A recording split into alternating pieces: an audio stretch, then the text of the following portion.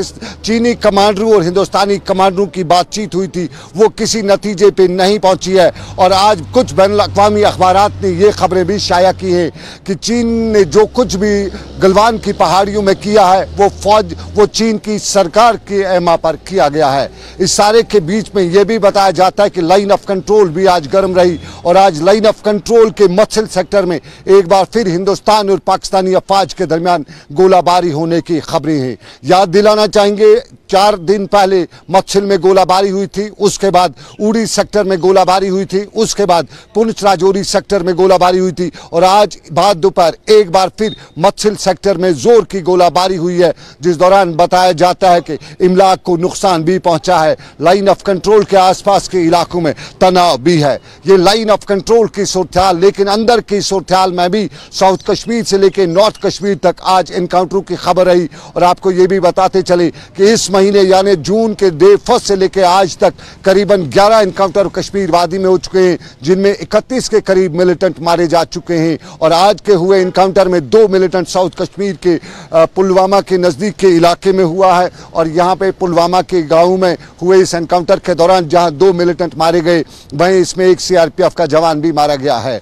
वादी कश्मीर के साउथ कश्मीर में हुई इस एनकाउंटर के साथ साथ नॉर्थ कश्मीर से भी खबर है और बताया जाता है कि नॉर्थ कश्मीर की वादी लोलाब के वलकुल और डोरस के गांव जंगलात में गोलीबारी हुई और वहां मिलिटेंटों की मौजूदगी के बाद फौज ने इन जंगलात का मुहासरा किया, जिस दौरान ये गोलीबारी हुई। वादी लोलाब में करीबन 4 साल के बाद ये गोलीबारी सुनाई दी है, जहां काफ़ी खामोशी सुनाई जा रही थी, दिखाई दी जा रही थी। वहीं आज के इस इनकाउंटर के हवाले से कई तरह के खदशात और सवालात का इज़हार किया जा रहा है और यह भी अंदेशा जाहिर किया जा रहा है कि कहीं न कहीं कोई नई इन्फिल्ट्रेशन तो नहीं हुई है जो वादी लोलाब से होते हुए आगे आने की कोशिश करी थी। एनकाउंटर्स की खबर, लेकिन एनकाउंटर्स के बीच में श्रीनगर में आज जो तकरीब हुई थी श्रीनगर के हुमामा के इलाके में, जहां पुलवामा में मारे गए पुलिस CRPF एहलकार की जस्ते खाकी को जब वापस रवाना किया जा रहा था, वर्थ लाइन सेरेमनी जो यहाँ पे हो रही थी, इस दौरान रियासती पुलिस के IG विजय कुमार ने एक और खुलासा किया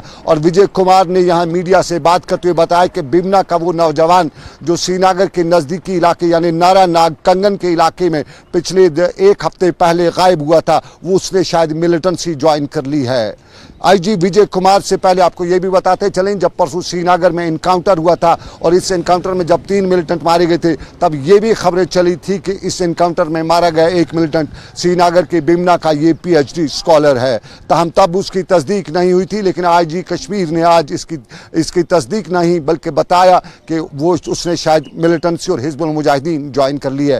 तहम उस नौजवान के हवाले से अभी सोशल मीडिया पर कोई भी तस्वीर या कोई भी वीडियो वायरल या नहीं आया है जिससे इस बात की तस्दीक हो सके कि क्या उसने मिलिटेंसी ज्वाइन कर ली है या नहीं। लेकिन कोविड का कहर आज भी कश्मीर में जारी रहा और कोविड के कहर के दौरान आज भी 3 अमवात हुई हैं। श्रीनगर से 1 मौत और साउथ कश्मीर से 2 अमवातें और श्रीनगर के SMH अस्पताल से लेकर चस्ट डिजीज अस्पताल में ये 2 अमवात हुई हैं। और ख़ास तौर पर बताया जाता है कि जिस तरह कोविड का कहर आज भी वादी कश्मीर में कोविड का सांप फन फैलाए खड़ा है, वो एक बड़े खतरे की चुनौती या बड़े खतरे की अलामत भी बताया जाता है। इधर वादी कश्मीर में ये सब कुछ चल रहा था, वहीं कोविड के नाम एक और मामला भी आया है और सुंबल के अस्पताल में आज एक खातून ने बच्चे को अस्पताल के बाहर भी जन्म दिया और बताया जाता है कि ये अस्पताल में गई थी इलाज मुआवजा कराने के लिए और इलाज मुआवजे के दौरान इसको बताया गया कि पहले कोविड का टेस्ट कराया जाए और जब ये कोविड का टेस्ट कराने के लिए लैब की तरफ जा रही थी तो सरेरा बच्चे को जन्म दिया। ये लोगों की बात, लेकिन हमने वहाँ की इंतजामिया से बात की, हमने सुंबल के डॉक्टर से बात की।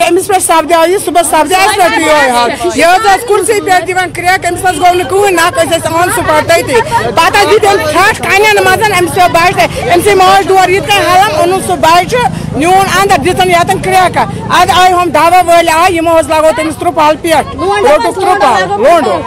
ये पेशेंट आज मॉर्निंग में आई है बिफोर 10। मेरी जूनियर डॉक्टर जो है ना उसने उसको देखा था।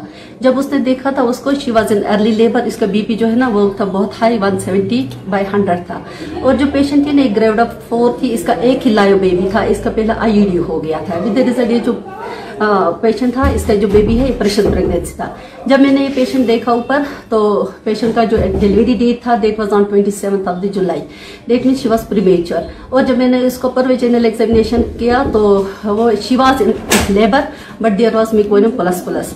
Ideally in view of prematurity and fetal distress, this patient needed referral, but I had no screening this COVID at this moment, so I advised urgent COVID screening, and I explained it fetal distress to the attendant, and I decided to deliver the patient normally here. My instructions how to augment the labor, and I decided to deliver the patient. Center ये जो है ना, ये हमारे hospital premises में है, within the hospital है. It is not outside the hospital. It is inside the gate of our hospital. And this patient has delivered in presence of my senior sister, Sister Rukaya. Sumbal के इलाके में अस्पताल के बाहर एक खातून ने बच्चे को जन्म दिया।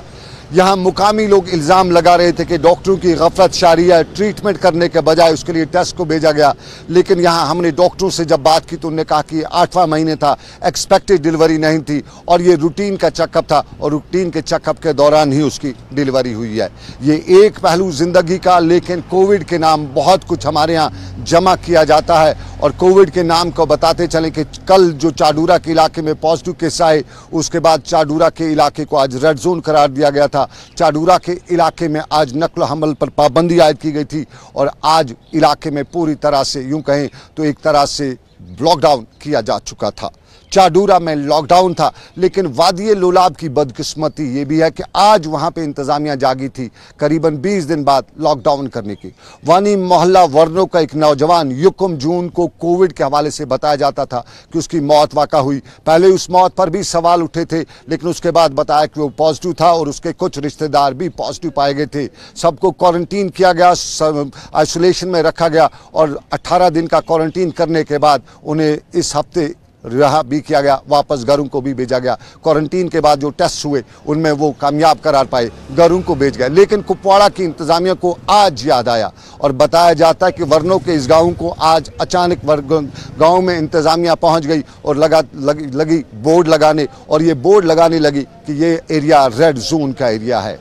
20 दिन बाद इंतज़ामिया कुपवाड़ा की को ये याद पड़ा कि यहाँ पे कभी कोई पॉजिटिव केस आया था और वो तब शायद रेड जोन करार देना भूल गए थे और यूं आज वो वहाँ पहुँचे थे रेड जोन करने, इलाके को डेंजर बताने, खतरे की घंटी बताने। वो तब की बात है, 20 दिन पहले हुआ था, लेकिन 20 दिन के बाद इंतज़ामिया जागी और मुकामी लोग हमें वहाँ से ये बार बार बता रहे थे कि आखिर उनकी ख़ता क्या है। इंतज़ामिया देर से जागी तो कसूर उनका क्या? अब तो सब इलाका साफ है, कोई पॉजिटिव नहीं है, आज क्यों रेड जोन? और आपको ये भी बताते चलें कि वर्नों के साथ साथ कुपवाड़ा के 3 और गाँव को भी आज रेड जोन करार दिया गया है। ये रेड जोन की बात इंतज़ामिया बार देर से जागी है, इंतज़ामिया को पता नहीं है कुपवाड़ा की को कि कब क्या करना है। हमने कुपवाड़ा के डीसी अंशुल गर्ग से बड़ी कोशिश की थी कि हम उनसे राब्ता कायम करें, उनसे पूछे कि इंतज़ामिया सोई हुई थी या कोई नया केस है। बार बार वहाँ के लोग ये बात पहुँचाना चाहते थे, लेकिन साफ जाहिर है अंशुल गर्ग शायद बहुत बिजी थे। हमारे SMS, हमारे व्हाट्सएप मैसेज और हमारे फ़ोन का कोई रिस्पांस वहाँ से नहीं मिला। ये कुपवाड़ा की बात, वहाँ देर से इंतज़ामिया जागी, लेकिन क्या हमारी NIT की इंतज़ामिया सोई हुई थी? पिछले साल जो रैंकिंग हुई है उसमें हमारी NIT जो है वो 67वें नंबर थी, 67th नंबर पर। NIT कश्मीर हजरत बल, जिसको पहले REC यानी रीजनल इंजीनियरिंग कॉलेज कहा जाता था, उसको पिछले साल इंजीनियरिंग कॉलेज के ग्रुप में 67th रैंकिंग थी और अब की बार ये रैंकिंग 200 से नीचे है।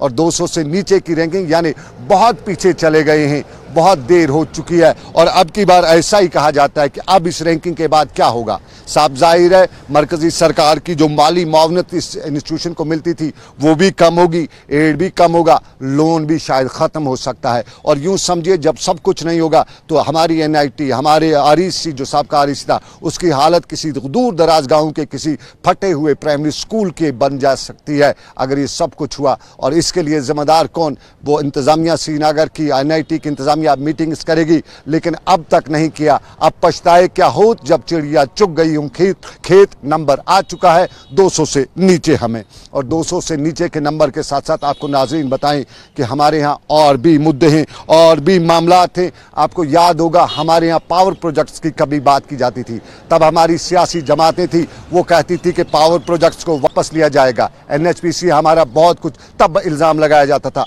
लूट रही है। हमारी ऊडी में 3 पावर प्रोजेक्ट थे, मोरा का पावर प्रोजेक्ट भी है, हमारी ऊडी फर्स्ट और ऊडी सेकंड भी है। वहाँ से बड़ी सरकार को आमदनी होती है और NHPC को ख़ास तौर पे आमदनी होती है। लेकिन वहाँ के लोगों के लिए क्या कर रही है ये हमने जानने की कोशिश की, क्योंकि हमें जानने के लिए इसलिए मजबूर होना पड़ा कि इस शनिचर को हम ऊडी के इलाके में थे तो हमें तब मालूम वहाँ पे हुआ कि जैसे ही उन्हें मालूम हुआ NHPC के अहदेदारों को कि कोई जर्नलिस्ट यहाँ पे आया है तो बड़ी आवभगत करने लगे जर्नलिस्ट की। हमारे कान भी खटके कि कोई वजह है जो इतनी आवभगत कर रही है। और उसी आवभगत के दौरान हमने जो कुछ भी मालूम किया वहाँ के लोगों से पूछा, आप तक पहुँचाते हैं। जो मेन इस टाइम आपका ऊडी फर्स्ट और ऊडी सेकंड जो है, ऊडी फर्स्ट और ऊडी सेकंड को दोनों को मिला के आपका कोई 18.57 मिलियन यूनिट्स जो होते हैं पर डे वहाँ जनरेट होते हैं।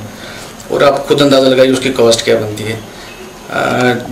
इंडियन गवर्नमेंट की एक पॉलिसी है हाइड्रो पॉलिसी, 2008 में ये पॉलिसी आई थी। उस पॉलिसी के तहत JNK के जो लोकल रेजिडेंट्स हैं उनको LADF के तहत फंड्स जो है 2% लोकल एरिया डेवलपमेंट फंड का जो था 2% जो है लोकल एरिया में वहाँ पे उनको ये डेवलपमेंट कामों के लिए लगाना था। उसका कहीं कुछ नामो निशान नहीं आज तक। इस तरह जो आपका डेली वेजर्स है वहाँ पे पिछले 15 सालों से ये डेली वेजर वहाँ काम कर रहे हैं ऊडी प्रोजेक्ट में, ऊडी फर्स्ट और ऊडी सेकंड में। इनकी तादाद कुछ 450 है जिनकी ज़मीनें गई हुई हैं और वहाँ लोकल रहने वाले हैं। 5 किलोमीटर रेडियस के अंदर जो लोग इन्होंने लगाए हुए हैं आज तक उनको परमानेंट नहीं किया गया। मुख्तसर सी तनख्वाह दी जाती है उनको, कुछ 8,000 10,000 के करीब ऐसे ही करके, मतलब जैसे वो भीख मांग रहे बेचारे वैसे करके। उनके बच्चे वो खुद एक मतलब भूखमरी की शिकार हो गए बेचारे। पिछले 15 सालों से वो डिमांड कर रहे हैं, सेंट्रल गवर्नमेंट के पास जाते हैं, स्टेट गवर्नमेंट के पास आए हमारा इसको रेगुलराइज किया जाए, आज तक वो नहीं हुआ। CSR जो होता है लोकल सर्विस रिस्पॉन्सिबिलिटी होती है हर कंपनी की, जी जी, उसके तहत कुछ काम होता है वहाँ पे, लोगों की कुछ डेवलपमेंट होती है वहाँ। CSR के तहत जो हमारे 9 अफेक्टेड विलेज हुए हैं ऊडी सेकंड के, उसमें आज तक मेरे ख्याल से कोई रुपया 10-30 लाख रुपए का इन्होंने काम किया है। इस साल का जो CSR था वो लैप्स हो गया क्योंकि NHPC के पास उनके पास शायद स्टाफ नहीं था। तो जितने भी हल्का जात में लोगों ने ये काम के लिए उनको रिकमेंड किया था, सरपंच ने बाकी लोगों ने, उन्होंने उस हिसाब में मतलब जो उनका अपना ये सर्वे करना था और एस्टिमेट्स वगैरह बनाने थे वो बनाए नहीं। तो आपका फाइनेंशियल ईयर चला गया और वो पैसा भी लैप्स हो गया, वो लोगों को मिल नहीं पाया। वहाँ पे लोगों ने ज़मीनें दी इस प्रोजेक्ट के लिए, क्या उनको मुआवजा मिला? उनके अभी मुआवजे की कई बात जो है वो शिकायतें वगैरह, देखिए 20% जो मुआवजा लोगों का है आज भी वो बंद है, वो लोगों को नहीं मिला। रिहेबिलिटेशन के नाम लोगों को एक गैस बर्नर और एक चूल्हा दिया गया, वो मतलब सिलेंडर और वो 2 चीज़ें दी गई लोगों को। जो टोटली डिस्लिकेट जो लोग हो गए, जिनको वहाँ से निकलना पड़ गया, जिनके मकान चले गए, बाकी चीज़ें चली गई, उनको भी रिहेबिलिटेट नहीं किया गया। रिहेबिलिटेशन के नाम पे लोगों के साथ धोखा किया गया उस टाइम में। उस टाइम के जो वहाँ के कंसर्न MLA थे उन्होंने तवज्जो नहीं दी। 6 महीने वहाँ पे स्ट्राइक रही और अपने जो ex MLA वहाँ पे थे ताई साहब, वो आए, उन्होंने वहाँ बड़े डोल धमाके से लोगों को कहा कि आपको जॉब मिल रही है, 2 महीने के अंदर आपको जॉब एडवर्टाइजमेंट हो जाएगी। आज तक वो ना एडवर्टाइजमेंट हुई और 60 पोस्ट का हमने बोला जी हमने एडवर्टाइजमेंट की, लोगों से लिया गया, ये अपने फॉर्म वगैरह लोगों ने सबमिट किए। तब से आज तक वो कोर्ट में चला गया, वो बात कोर्ट तक चली गई, आज तक उन लोगों को इंसाफ नहीं मिला, वो दर बदर भटक रहे हैं ऐसे ही। जिन लोगों की लैंड की वहाँ पे 543 फैमिलीज़ की लैंड की हुई है, आज तक उनको किसी को भी जॉब नहीं मिली।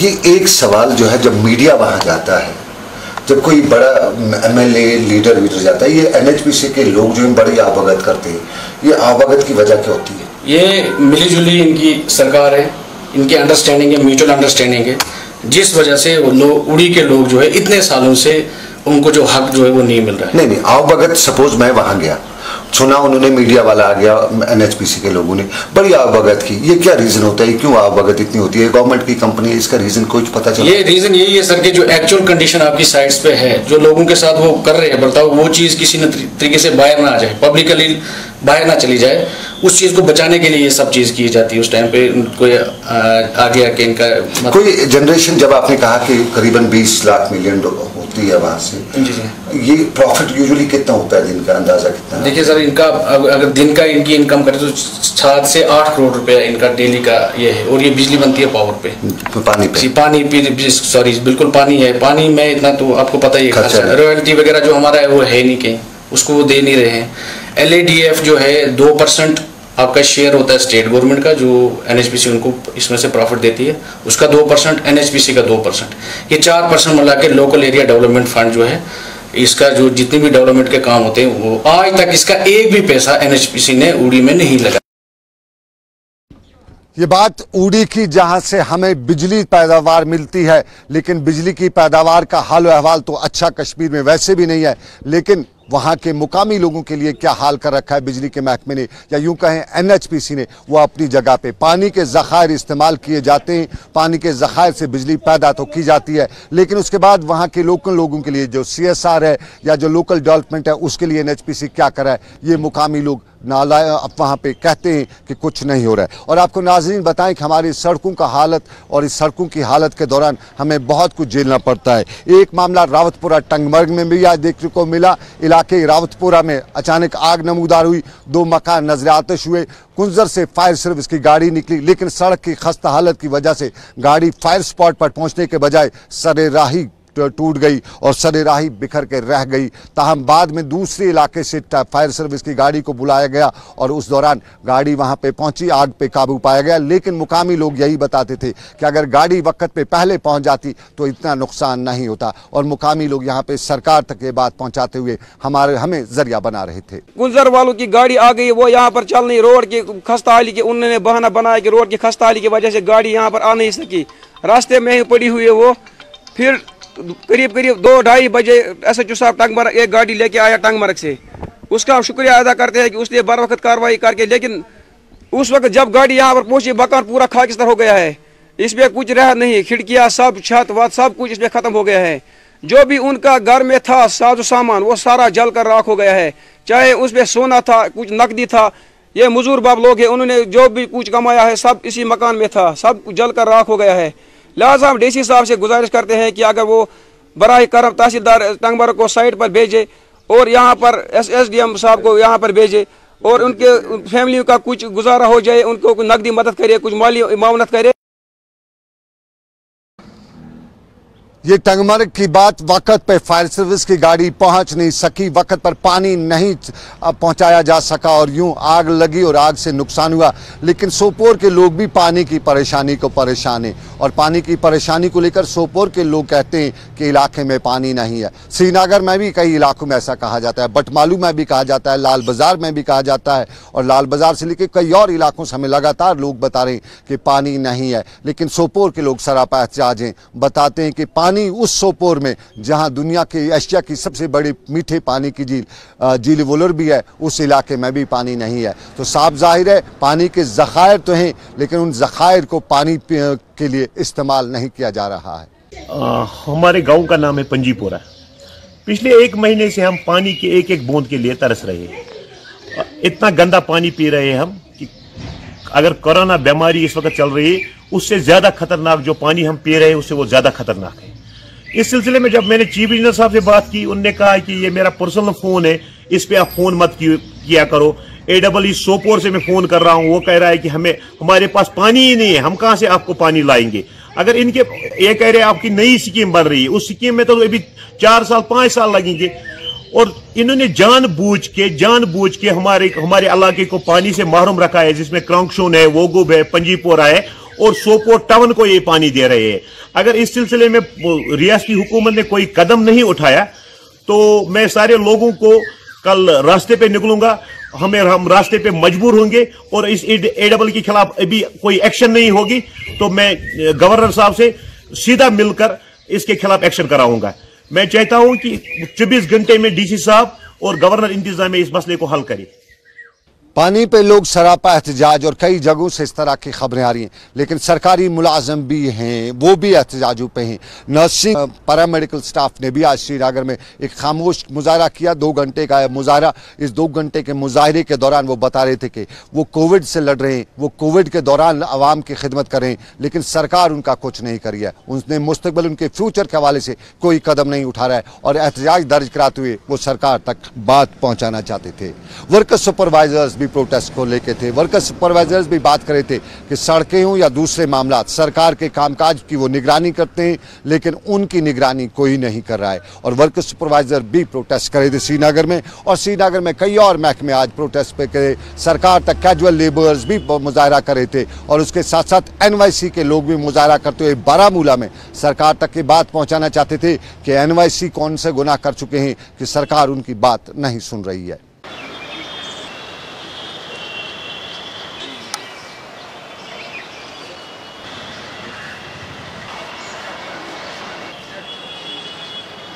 दो 2010 से लेकर आज तक, 2010 में जब हम अपॉइंट हुए तो हमारी सैलरी सिर्फ 2500 थी और आज भी हमारी सैलरी सर वही 2500 है। तो सर भला आप मुझे बताएं कि इन 2500 पर हम कैसे गुजारा कर सकते हैं, कैसे हम अपनी ज़िंदगी बसर कर सकते हैं। हम अपनी ज़िंदगी बसर करें, अपनी फैमिलीज़ की ज़िंदगी बसर कराएं, या सर हमारी इस वक्त जो पोजीशन है, मेजॉरिटी ऑफ NYCs जो है वो सर मैरिड है। Majority of the NYCs R post graduates, MEds, MPhils, even PhD scholars.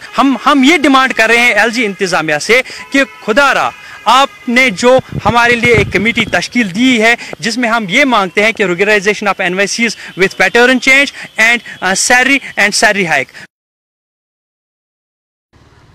ये श्रीनगर में मुजाहरों की बात, लेकिन कुलगाम मंजगाम के लोग भी आज मुजाहरे को थे। जम्मू कश्मीर बैंक हुकाम के खिलाफ मुजाहरा करते हुए बता रहे थे कि 1 महीना पहले वहां की जम्मू कश्मीर बैंक की शाख में एक मुलाजिम कोविड पॉजिटिव हो गया था, तब बैंक ने जम्मू कश्मीर बैंक की उस शाख को बंद कर दिया और तब से लेकर अब तक उसको खोला नहीं जा रहा है। मुकामी लोग बता रहे थे कि काफ़ी परेशान में हैं वो। इस जम्मू कश्मीर बैंक की शाख को सैनिटाइज किया जा सकता है, दोबारा काम कर सकती है, लेकिन बताया जाता है, वहाँ के लोग बता रहे थे कि जम्मू कश्मीर बैंक के हुकाम काम नहीं कर रहे हैं, वहां के लोगों के मसाइल को हल नहीं करें और काम नहीं करें, लोगों के मसाइल हल नहीं करें। ये इल्ज़ाम कुलगाम के लोगों का, लेकिन श्रीनगर में भी आज बात की जा रही थी और सरकार के दारू अभियान की बात करते हुए बताया जा रहा था कि सरकार जो घर-घर दारू अभियान शुरू करी है, घर-घर शराब की दुकानें खोलने का काम शुरू करने जा रही है, लोग उसको करने नहीं देंगे। और सिविल सेक्रेटरीट की मूवमेंट पर आज भी सवाल था। आज भी कुछ लोग कविताएं लिख के सोशल मीडिया पर अपने गम गुस्से का इजहार कर रहे थे और कुछ लोग मीडिया से मिलकर बता रहे थे कि आखिर कौन सा गुनाह है कि कश्मीरियों का हक छीना जा रहा है। सिविल सेक्रेटरीट को आज कश्मीर में होना चाहिए था, लेकिन यहाँ पे सिविल सेक्रेटरीट को भी जम्मू कश्मीर की जो पुरानी सूरत-ए-हाल है, यानी जम्मू कश्मीर को जिस तरह से टुकड़ों में बांटा है, इसी तरह जम्मू कश्मीर बैंक के बाद अब सिविल सेक्रेटरीट को भी क्या टुकड़ों में बांटा जाएगा, ये श्रीनगर में भी लोग बता रहे थे। और हुकाम तक की बात, LG तक की बात पहुंचाना चाहते थे कि सिविल सेक्रेटरीट को इस वक्त श्रीनगर में होना चाहिए था, न कि टुकड़े करके जम्मू में एक टुकड़ा कश्मीर में। तो फिलहाल श्रीनगर से ग्राउंड रिपोर्ट में बस इतना ही। मुझे मेरे साथी आबिद कादिर के साथ दीजिए इजाजत। ऊपर वाले की रही मर्जी, फिर करेंगे आपसे मुलाकात। आप रखिए अपना ख्याल।